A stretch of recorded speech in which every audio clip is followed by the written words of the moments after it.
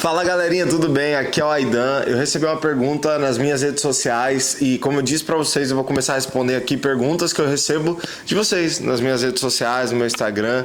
E hoje eu quero responder uma pergunta que me fizeram lá no Instagram e a pergunta foi o seguinte: Aidan, foi fácil arrecadar dinheiro para sua primeira viagem missionária?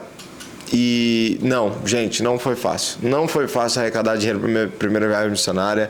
Na verdade, eu tinha 17 anos e o que eu fiz? Eu fui no mercado famoso São Paulo, comprei uma caixa de chocolate. Nessa caixa vinham 30 chocolates e a caixa era R$10. Eu comecei a vender cada chocolate por R$1. Então eu levantava R$30, R$20 em cima de cada caixa que eu comprava.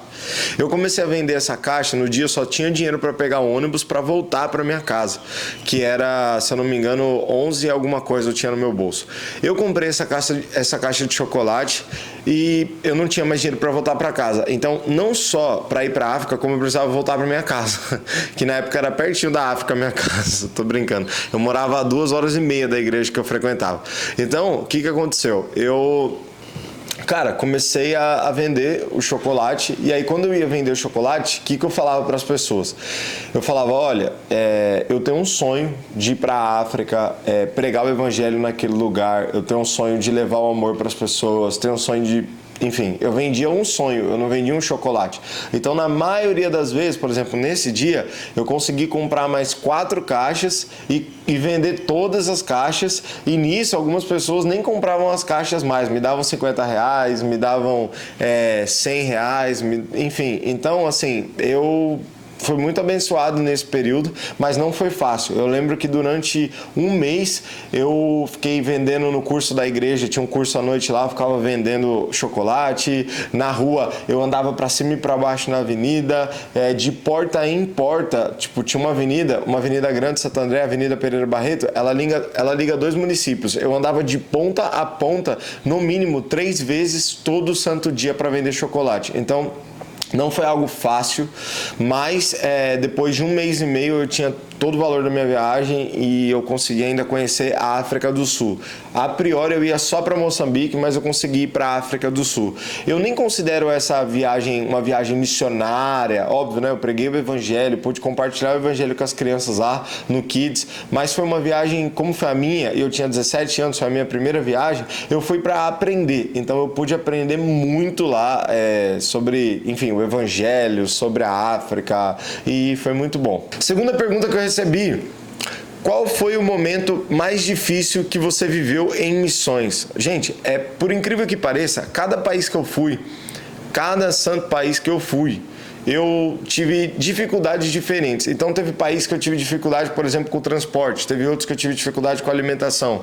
Mas em geral, assim, a dificuldade que você mais sofre ao fazer uma missão transcultural, uma missão, né, em outro país que não seja o seu país de origem, provavelmente você vai sofrer com cultura, e isso envolve tudo, né? Envolve a maneira que eles comem, a maneira que eles se vestem, a maneira que eles...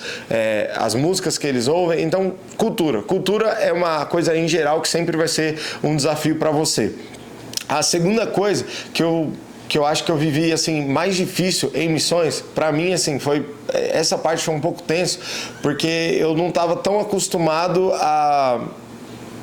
Na verdade, gente, brasileiro, nós não estamos acostumados a ver a perseguição de pessoas que são evangélicas, né, que pregam o evangelho. A gente não está acostumado a ver perseguição aos cristãos. Não é uma coisa assim tão explícita, é uma coisa meio implícita, é uma coisa que, tipo assim, acontece, a gente sabe através da mídia e tal, mas a gente também tem liberdade de responder, de fazer um vídeo, eu tô aqui no YouTube postando e tal. Agora, quando eu fui para países perseguidos na Ásia, foi complexo para mim. Eu acho que isso foi a coisa mais difícil que eu vivi em missões. Foi tipo assim, você, primeiro, querer pregar o evangelho e não poder de jeito nenhum, senão você vai morrer, você vai ser preso, vai acontecer alguma coisa com você. Segundo, a cada passo que você fizer, você tem que depender do Espírito Santo. Então, Deus, será que eu falo ou não falo com as pessoas? Será que eu prego ou não prego? O Espírito Santo tem que te guiar exatamente a cada minucioso passo. Então, assim, você tem que exercer uma fé absurda. Então, tipo assim, pra mim foi muito difícil viver aquilo.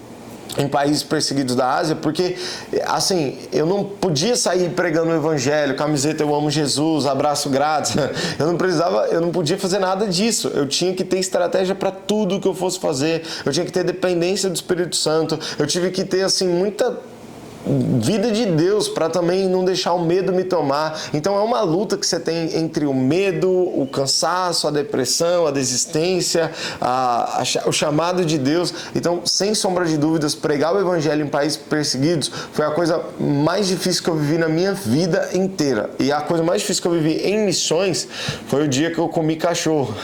Eu comi carne de cachorro e eu acho que isso para mim foi, assim, a coisa mais difícil que eu vivi na minha vida. E acho que foi isso. E todo o restante. Como viver em unidade na igreja? Como fazer e o que fazer? Olha, gente, a base para mim de qualquer comunidade da fé, qualquer igreja, é relacionamento, né? Tanto com Deus quanto com as pessoas. E a gente começa a dividir muito a igreja quando a gente esquece que nós fazemos parte de um mesmo corpo e que Cristo é o cabeça desse corpo. Esse corpo não dá para ter várias cabeças. Tem uma cabeça e essa cabeça é Cristo Jesus. Se você for ver no mundo, as pessoas do mundo, elas não conseguem se relacionar porque elas simplesmente estão atrás dos próprios interesses, né? Então, por exemplo, se você gosta muito de funk, você se veste como um funkeiro, você fala como um funkeiro, porque as músicas influenciam a maneira que você fala, se veste, as marcas que as músicas cantam, a marca que você quer vestir. Se você começa a andar com esse tipo de coisa, você vai querer andar com gente que curte a mesma vibe que você, de música, de mentalidade, de pensamento. Se você é um cara do rock and roll, por exemplo, que você gosta de metaleira, aí você vai andar com esse grupo. As pessoas, elas sempre andam com pessoas que elas tenham, no mínimo, uma mínima identificação, né? E na igreja não é diferente. Só que a nossa identificação como um todo é Cristo Jesus.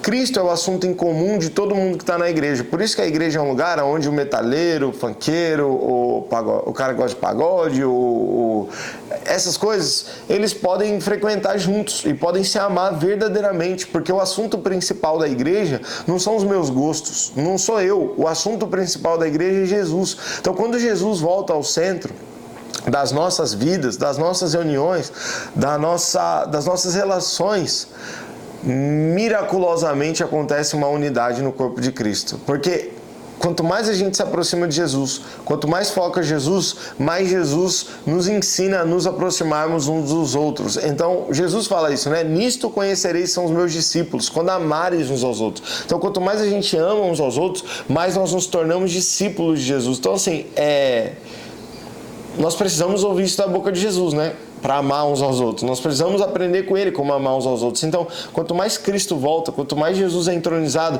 mais unidade é gerada no corpo de Cristo. E na prática, como que eu faço isso? Cara, convidando o pessoal da sua igreja para orar, ler a Bíblia junto, estudar a palavra junto, sabe? Não é só ficar indo no culto de domingo, vamos buscar a Deus, vamos fazer uma reunião de quarta, de sexta, de quinta, de quem tem fome, né, cara, de Deus, se reunir, orar, buscar a palavra, entender o que Jesus está falando a respeito do corpo de Cristo. E quanto mais vocês buscam a Jesus juntos, mais os seus assuntos pessoais, mais aquelas barreiras vão sendo quebradas, porque o próprio Jesus e o Espírito Santo dá conta de quebrar essas coisas que nós temos hoje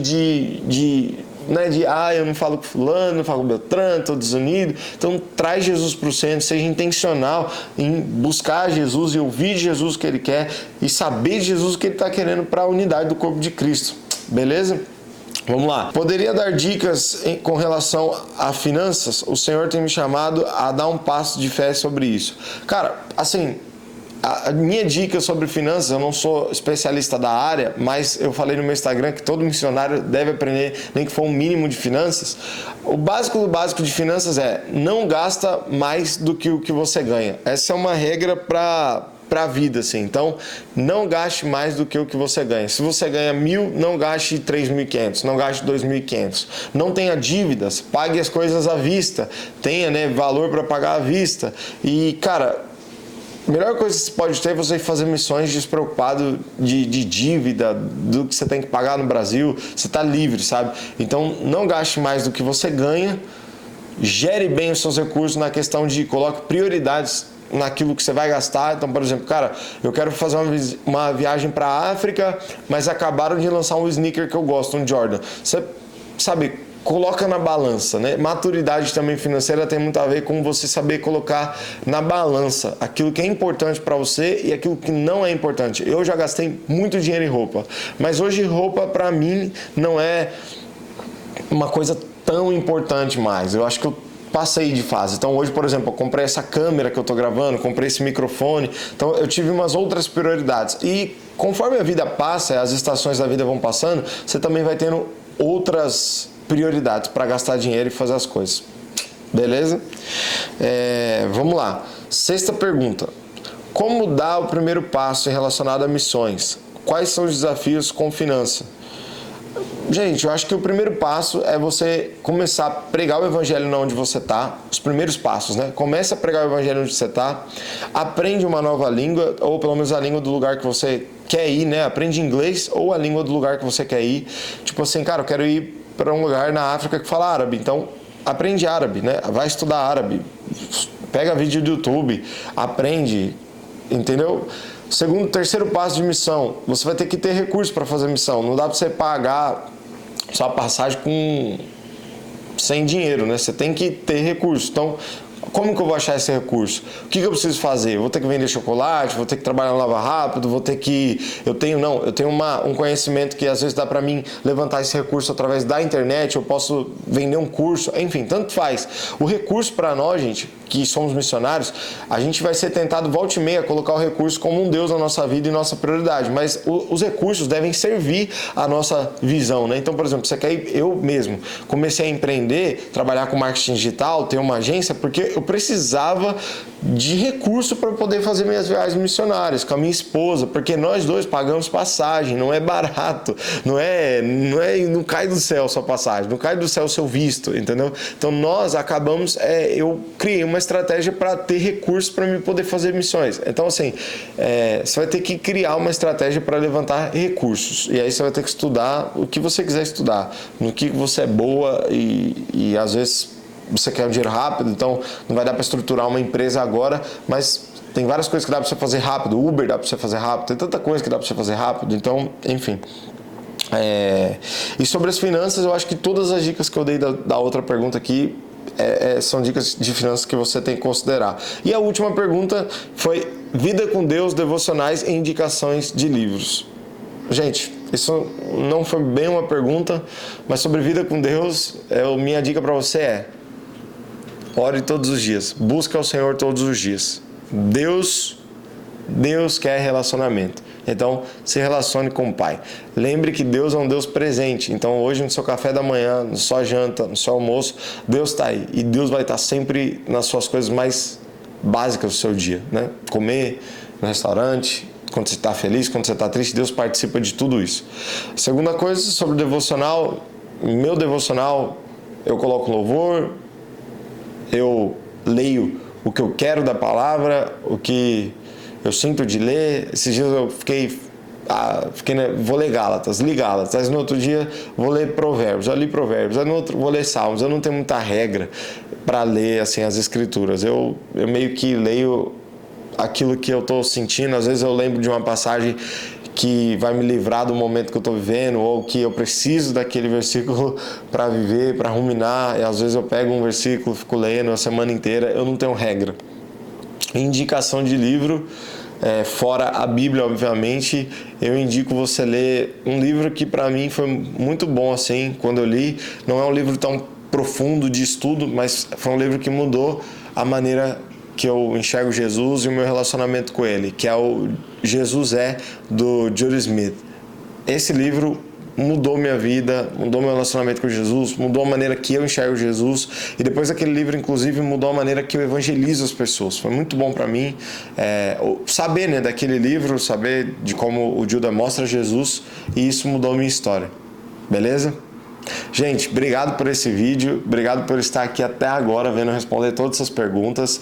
Eu quero fazer mais isso aqui com vocês, então quando eu abrir a caixinha de perguntas no Instagram, fica à vontade, pergunta lá, me segue no Instagram e por favor, comenta aqui o que você achou, se também sobrou alguma dúvida na sua cabeça, é isso, tá bom? Então, curte, comenta, compartilha e é nóis. Valeu!